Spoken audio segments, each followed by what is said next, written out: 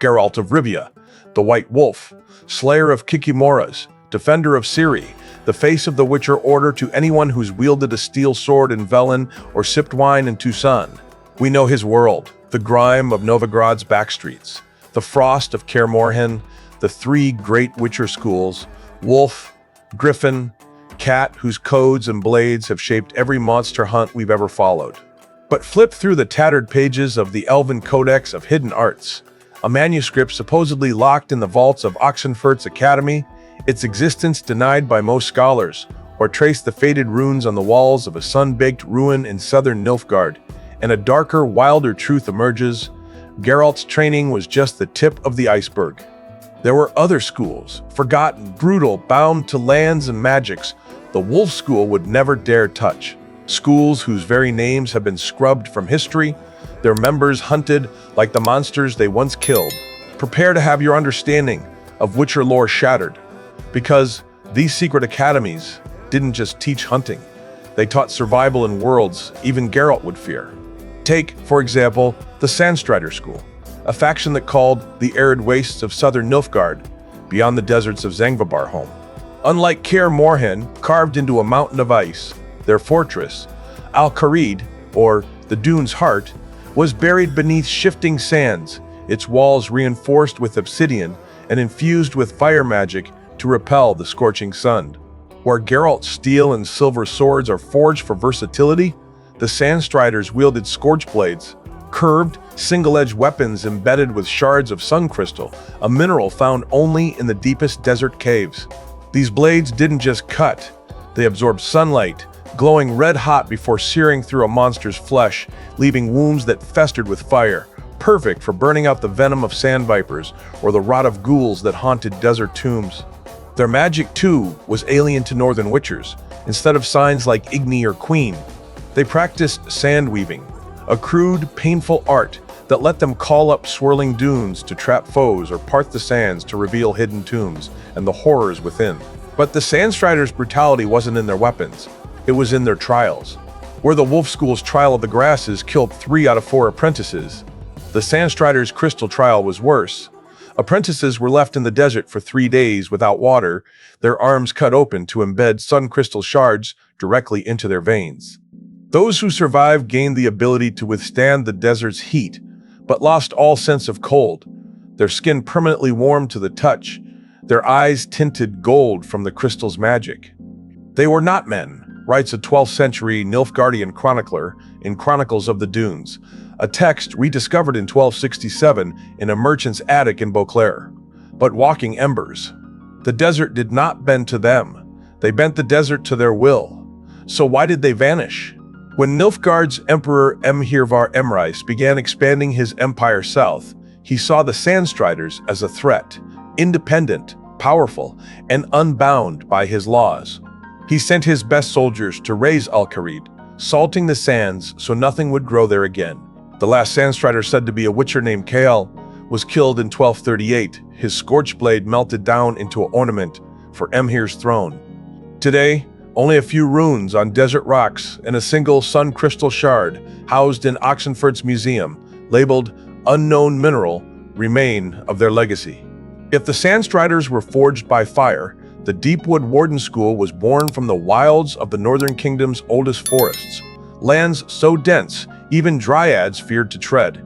Unlike most Witcher schools, which shunned elves, the Deepwood Wardens were taught by Aen Seedhe survivors who passed down secrets of living magic, the ability to speak to trees, to make vines coil around a monster's throat, to let moss grow over wounds and heal them.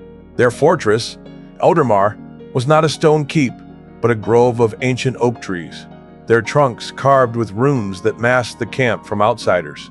Where Geralt's armor is leather and steel, the Deepwood Wardens wore bark plate, armor grown from the wood of the grove, reinforced with spider silk and infused with magic to blend into the trees. Their weapons? Thorn swords, blades forged from living wood, their edges sharpened to a point and coated in a poison made from belladonna and elf's blood, lethal to both humans and monsters. But the Deepwood Wardens' greatest secret was their bonding ritual, a step beyond the Trial of the Grasses. After surviving the trial, apprentices would kneel before the grove's oldest tree and let its roots wrap around their wrists, merging their blood with the tree's sap. The ritual gave them the ability to sense danger through the forest's vibrations, to call birds to scout for monsters, and to heal faster when touching soil. But it came at a cost. They lost their ability to feel anger or greed, their emotions blunted to a calm that made them seem almost inhuman. They were not witchers, writes the elf sage Iflin in the Sylvan Chronicles, but guardians, part man, part forest. They did not hunt monsters for coin, they hunted them to protect the woods. So why did they disappear? In 1182, a group of human loggers, egged on by a priest who called the Deepwood Wardens demon worshippers, set fire to Eldermar. The grove burned for 3 days, the trees screaming as they died, or so local legends say. The few surviving wardens fled into the forest, but without the grove's magic, their bark plate crumbled and their thorn swords wilted. By 1200, the last Deepwood Warden and Elf Witcher hybrid named Lyra El was killed by a band of bounty hunters.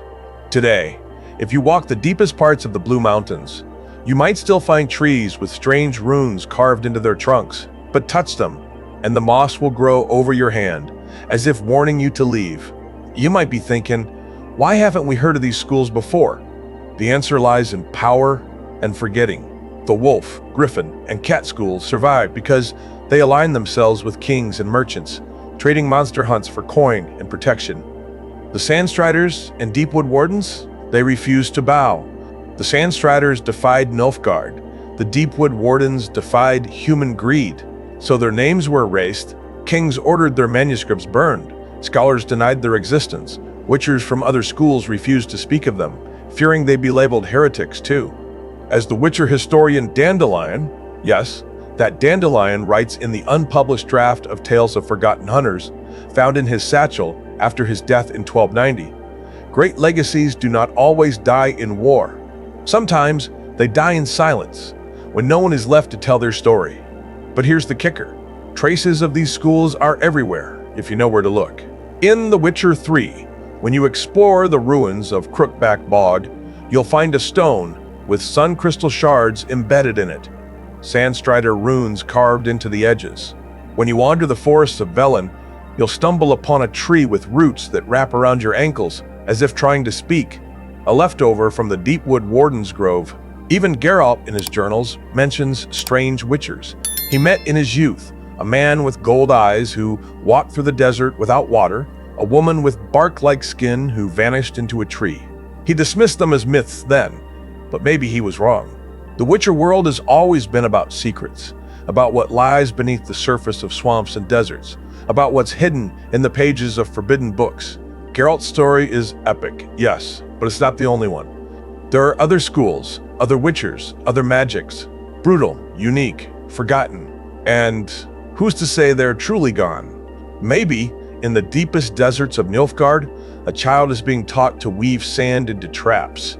Maybe, in the oldest forests of the north, a tree is wrapping its roots around a young apprentice's wrist. You thought you knew the Witcher world. Think again. The forgotten schools are waiting, and their stories are just beginning to be told. We all know Geralt of Rivia, the White Wolf, Kaer Morhen's most famous son, the monster hunter who's wandered every bog and battlefield from Velen to Toussaint. We picture his steel and silver swords, the frost clinging to Kaer Morhen's stone walls, the School of the Wolf's quiet code, balance between man and monster, coin for a job well done, no unnecessary bloodshed. But peel back the frost on those walls, or flip past the well-worn pages of Dandelion's Tales of the White Wolf, and you'll find a truth most witchers dare not whisper. The School of the Wolf is just one thread in a tapestry of forgotten academies, each with its own brutal rituals, radical philosophies, and magic so strange it's been scrubbed from the history books. The Witcher Order was never a single, unified force. After the conjunction of the spheres, when monsters flooded the world, different groups of mages and warriors forged their own paths to create witchers, and their schools reflected the lands they called home. Take the School of the Sandstrider, for example, which thrived in the blistering deserts of southern Nilfgaard. Unlike the Wolf School's focus on balance, the Sandstrider's philosophy was unflinching, survival above all. They wielded scorch blades, forged with sun crystal shards that seared through sand vipers and ghouls alike. and their trial of the crystal left apprentices with gold-tinted eyes and skin that could withstand desert heat, but no longer felt cold. A 12th century Nilfgaardian chronicler, in Chronicles of the Dunes, a text locked in Oxenford's vaults, wrote, "They did not hunt to protect, they hunted to outlast. The desert made them hard, and they made the desert fear them." Then there's the school of the Deepwood Warden, hidden in the ancient forests of the Blue Mountains. Where the wolf school kept its distance from elves, the Deepwood Wardens learned magic from Aun Seithi survivors. Their philosophy was guardianship, not greed. They wore bark plate armor, grown from living trees, wielded thorn swords coated in elf blood poison, and even bonded with the forest itself, a ritual that let them sense danger through tree vibrations, but blunted their human emotions. The elf sage Ithlin, in the Sylvan Chronicles, described them as half man, half wood. They did not take coin for kills, they took oaths to protect the woods. But here's the mystery. Why are these schools so rarely discussed? Why does Geralt's stories overshadow their legacy? The answer lies in power and erasure. The Sandstriders refused to bow to Nilfgaard's emperor, who saw them as a threat. Their fortress, Al-Kharid, was razed in 1238, and their name was struck from imperial records. The Deepwood Wardens were hunted by human loggers and priests who called them demon worshippers. Their grove fortress, Eldermar, burned to the ground in 1182. Even other Witcher schools stayed silent, fearful that associating with heretics would get them branded as outlaws too. As Dandelion noted in an unpublished draft of his memoirs, found in his satchel after his death, great stories die not just in battle, but in silence, when no one dares to tell them. These forgotten schools aren't just curiosities. They hold secrets. How witchers once worked with elves, how magic could bend deserts or forests to a hunter's will, why the order was never meant to be tied to kings or gold. And some say they're not gone for good whispers of a Sandstrider with a sun crystal blade in Zangvabar, or a Deepwood Warden hiding in the forest of Skellige still linger. Kaer Morhen's story is familiar, but the unknown, that's where the real Witcher lore lives. Of all the forgotten Witcher schools that linger in the shadows of Kaer Morhen's legacy, two stand out not just for their elusiveness, but for how they defied every unwritten rule of the Order, the School of the Viper and the School of the Cat. The Wolf School preached balance, the Sandstriders' survival, the Deepwood Warden's guardianship. But the Vipers and Cats, they turned Witcher tradition on its head. One wielded poison as a weapon as deadly as steel. The other moved like a shadow, embracing chaos where others clung to order. Their stories aren't just footnotes in lore.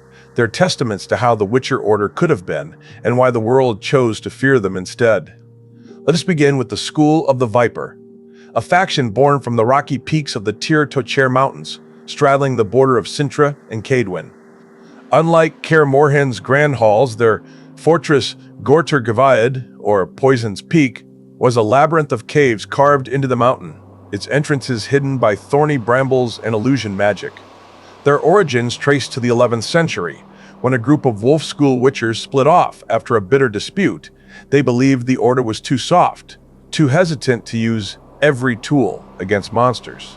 As Maester Ornstein of Oxenfurt wrote in Treatises on Witcher Alchemy, a text banned in Sintra for glorifying cruelty, the Vipers did not see poison as a vice, they saw it as a necessity.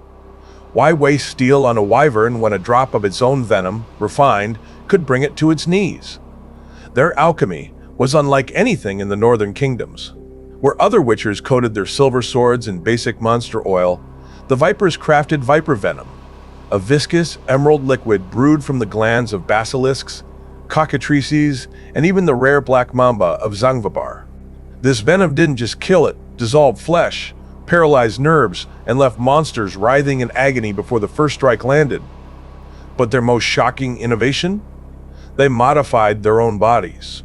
The Viper's Trial of the Venom, a brutal addition to the Trial of the Grasses, forced apprentices to drink small, increasing doses of poison over weeks. Those who survived gained near immunity to toxins. Some could even secrete trace amounts of venom from their fingertips, turning hand-to-hand combat into a death sentence. Letho of Goulet, the most famous viper of the 13th century, once recounted to Dandelion. "I walked through a nest of vipers once. They bit me. They died. That's the viper way. We don't fear poison. We become it. Their elusiveness was by design." The vipers refused to ally with kings or nobles. They took jobs only from those who could pay in gold or information. Smugglers, mercenaries, even elf rebels. They never stayed in one place long, moving from cave to cave, their tracks erased by mountain winds. When Cintra's Queen Calanthe declared them outlaws in 1225, after a viper refused to kill an elf he deemed not a monster, Gorthar Gavaid was abandoned. Today, hikers in the Tir Tochair Mountains whisper of caves with walls stained green, and of a silver sword half buried in rock, its blade still glistening with venom centuries later. If the vipers were defined by their mastery of poison, the School of the Cat was defined by their rejection of tradition. Their fortress, Lys Medig, Healer's Court, was not in a mountain or desert, but in the ruins of an old elven temple in the forests of Temeria. Fitting, since the cats were the only school to openly accept non-human apprentices, elves, dwarves, even half-orcs. "The Order preaches protecting humanity," wrote a cat witcher named Gaetan in a letter found in a Novigrad tavern. But what about the humans who hunt elves? What about the dwarves killed for their gold? "We protect the vulnerable, not just the ones with pale skin and crowns." This philosophy made them controversial from the start, but it was their combat style that turned fear into hatred. Where the wolf school relied on heavy armor and deliberate strikes, the cats wore light leather jerkins, moving like their namesake, quick, silent, unpredictable. They wielded dual short swords instead of the standard steel and silver, and specialized in hit-and-run tactics, slashing a monster's legs to slow it, vanishing into shadows, then striking again before it could react. Their magic, too, was unorthodox. They rarely used Igni or Axii, instead favoring a modified Ard that sent out a burst of force to knock enemies off balance, and a Quen that activated in a split-second perfect for dodging a griffin's talons or a bandit's arrow. But their reputation took a dark turn in the 12th century, when Temerian nobles began hiring cats to assassinate political rivals. At first, most refused, but as the order grew poorer, kings refused to hire elf lovers, some gave in. Soon, rumors spread. The cats weren't monster hunters, they were murderers.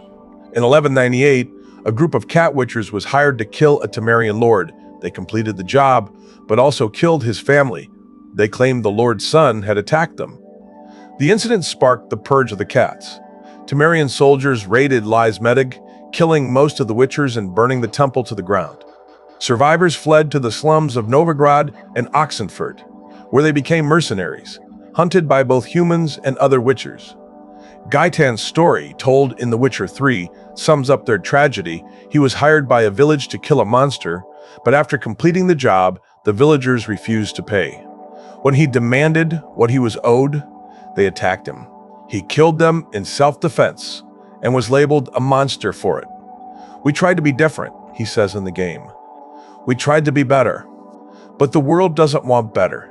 It wants witchers who do what they're told. Today, the cats are all but gone. A few still wander the northern kingdoms, hiding their identities, taking only monster hunts, never assassinations. Lys Medig's ruins are overgrown with ivy, but elven runes still mark the walls. We are the shadow that protects the light. The vipers and cats were never perfect. The vipers were too ruthless, the cats too idealistic. But together, they remind us that the Witcher Order was never a monolith. It was a collection of outcasts, each trying to make sense of a world that feared them. The Wolf School story is important, but it's the vipers and cats, with their venom and cunning, that show us the full complexity of Witcher lore. They were not heroes, nor villains. They were just different. And in a world that values conformity over courage, being different is often the deadliest sin of all. If the viper's venom and the cat's cunning represented the Witcher Order's more unorthodox edges, the School of the Griffin and the School of the Bear stand as testaments to two equally vital but vastly different approaches to monster hunting. One rooted in intellect and magic, the other in raw strength and resilience. Where Geralt's Wolf School walks a middle path of balance, the Griffins and Bears lean into extremes, proving that there's no single right way to be a witcher, only ways that survive the world's cruelty.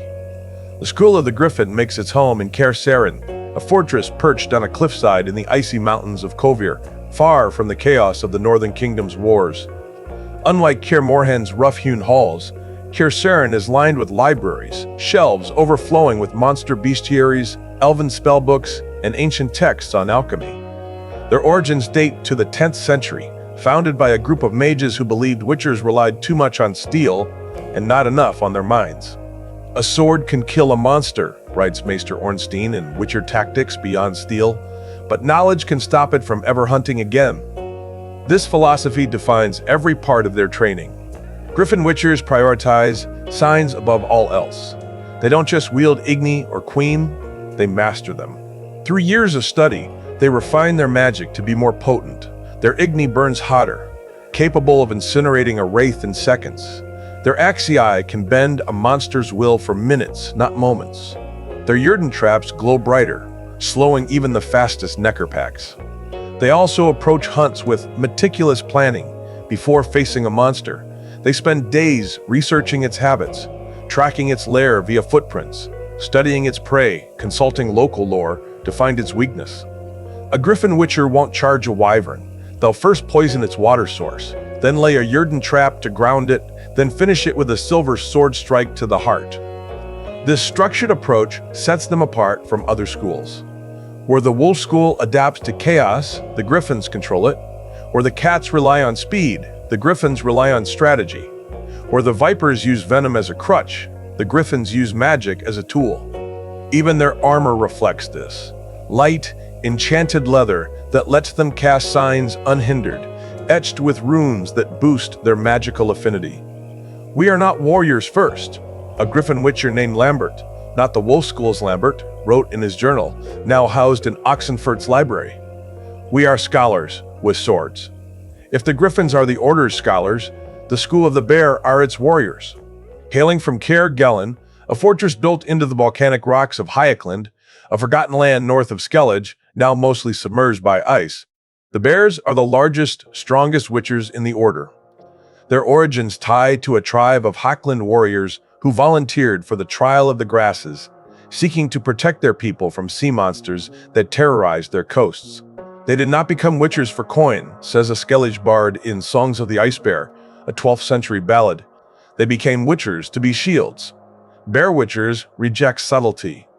They wear heavy steel armor, thick enough to withstand a troll's club or a drowner's claws.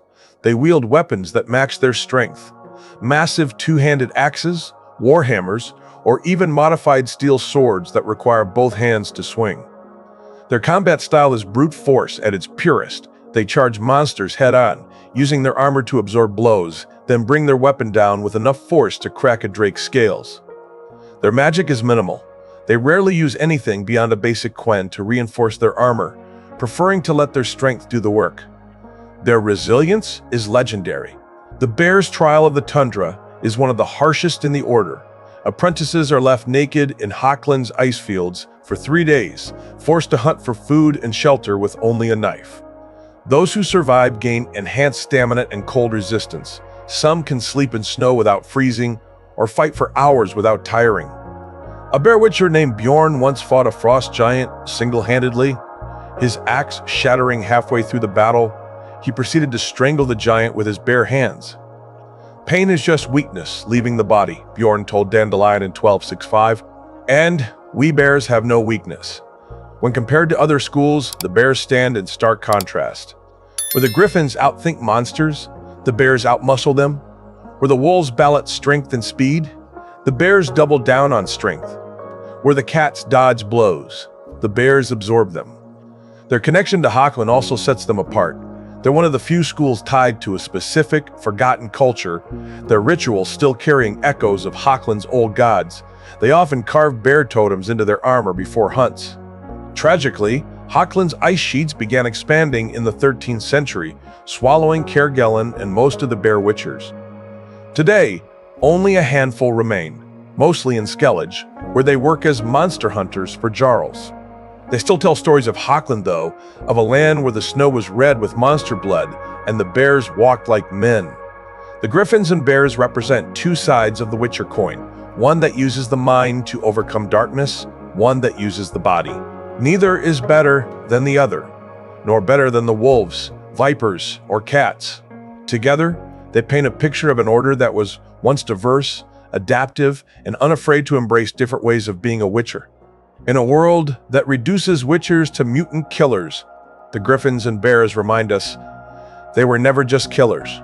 They were scholars, warriors, guardians, each in their own way.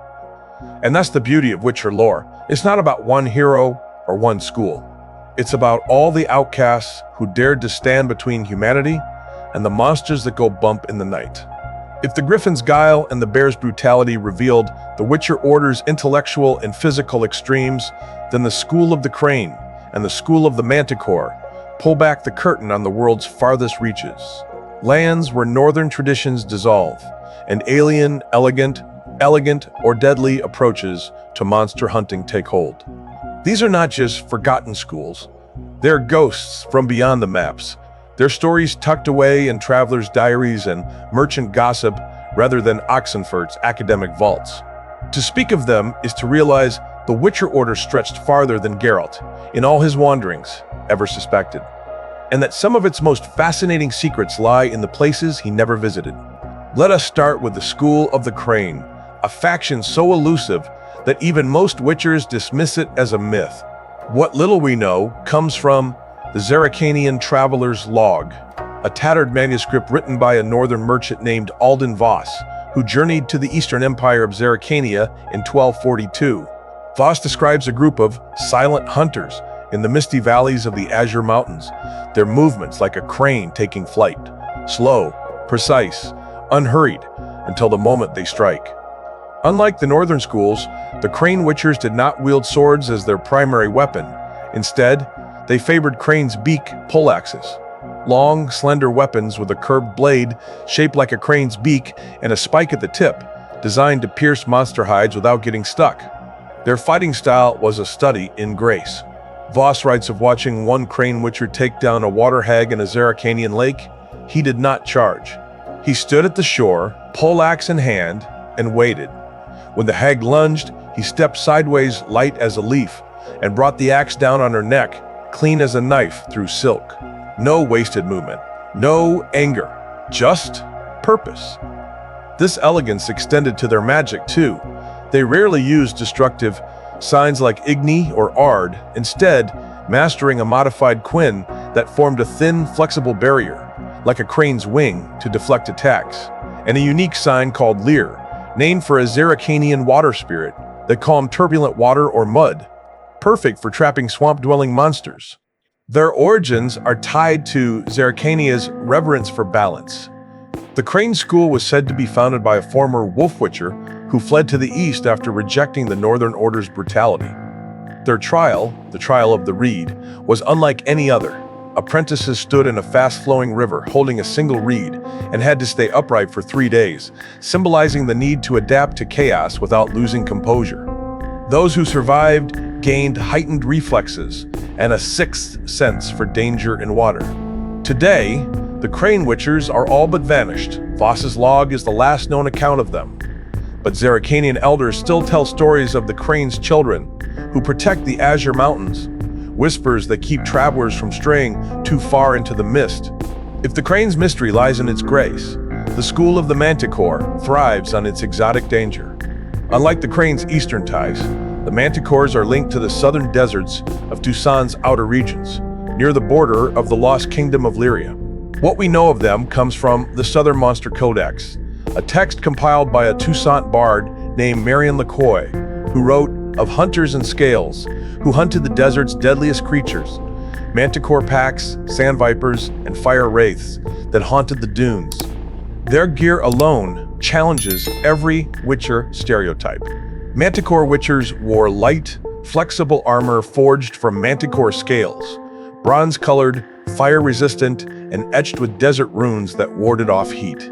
Their weapons were equally exotic. Manticore venom daggers, small, curved blades coated in a slow-acting poison that paralyzed monsters, and sandstrider bows made from desert oak, capable of firing silver-tipped arrows that exploded on impact. Even their potions were different.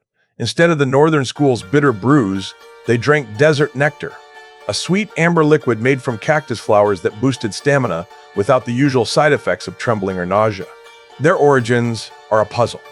LaCroix speculates they were founded by elven blacksmiths who taught humans to work with manticore scales, a theory supported by the elven runes on their armor. Unlike northern schools, they did not shun elves. In fact, many manticore witchers were half-elf, a rarity in the order. This diversity made them outsiders even among other forgotten schools. And their willingness to hunt human bandits, not just monsters, made them enemies of Toussaint's nobles.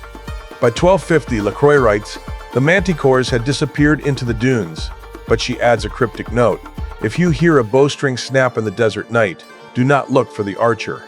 It is the manticore's last whisper. What does this mean for the future of Witcher lore? The possibilities are endless.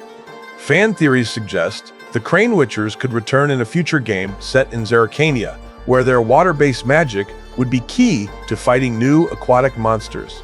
Others speculate the manticores hold the secret to defeating a desert plague that could threaten the northern kingdoms, a plot thread that would force Geralt or a new Witcher to seek out their lost knowledge.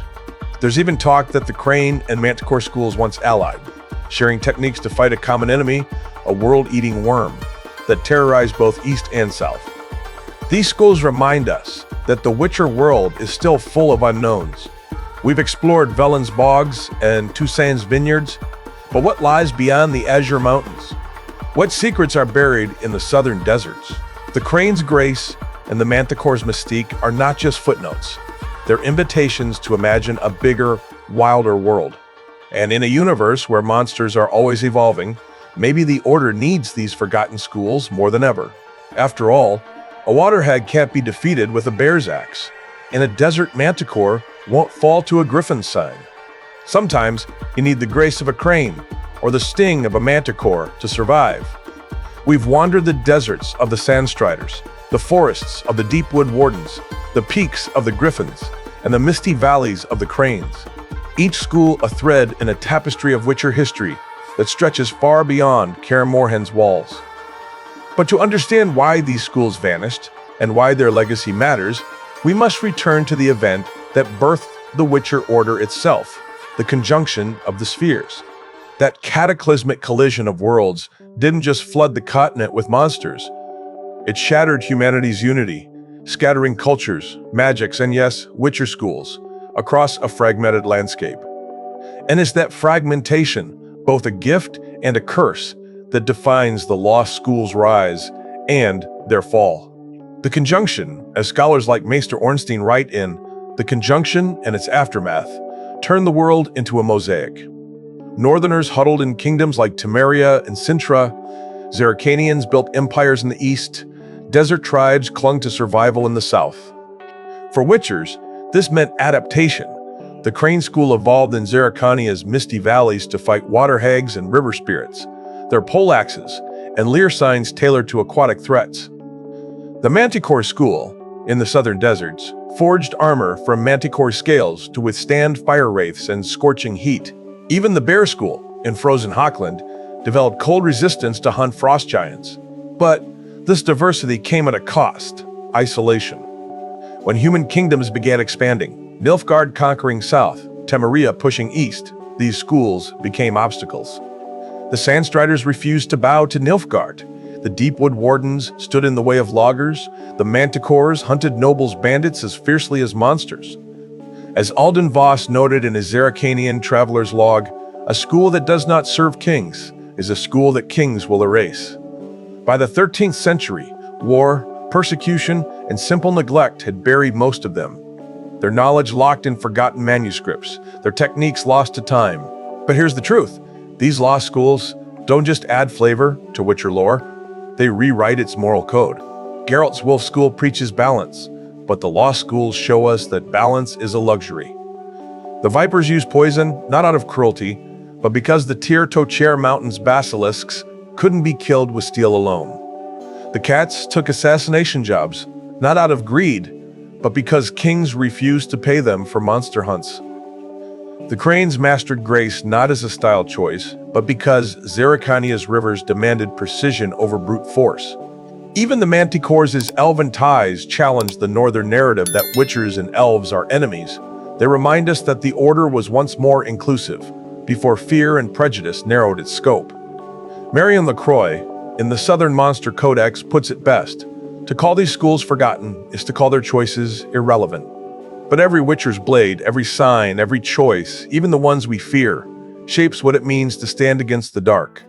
Understanding these schools also makes Geralt's journey feel richer. When he refuses to kill an innocent elf, he's not just being the White Wolf. He's echoing the Deepwood Warden's oath to protect the vulnerable. When he uses alchemy to weaken a monster, he's channeling the Viper's pragmatism. When he adapts his fighting style to a Griffin's flight or Drowner's ambush, he's drawing on the same spirit that led the Cranes to invent poleaxes or the Bears to wield two-handed axes. The lost schools aren't other. They're part of him, part of every Witcher who's ever questioned the Order's rules. So what does this mean for the future of the Witcher universe? It means there's still so much to explore. What secrets lie in the Crane School's Azure Mountains? Did the Manticore School's elven founders leave behind a cache of scale-forging knowledge? Could the Bear School's Hockland ruins hold clues to fighting the next great monster threat? The lore isn't closed. It's waiting for us to dig deeper, and that's where you come in. Which of these forgotten schools has captured your imagination? Is it the Crane's elegant poleaxe strikes, the Manticore's fiery desert gear, or the Bear's unbreakable resilience? What new lore do you crave to see? A story set in Zerrikania following a young Crane apprentice? A quest to recover a Manticore venom dagger hidden in Tucson's ruins? Share your thoughts, because the best part of Witcher lore isn't just reading it. It's arguing about it, dreaming about it, and keeping the lost schools alive in the stories we tell. The conjunction may have shattered the world, but the lost school's legacy is a reminder: even when things are broken, they're not gone. They're waiting to be found. And in a universe where darkness always returns, we'll need every last one of their secrets to fight it.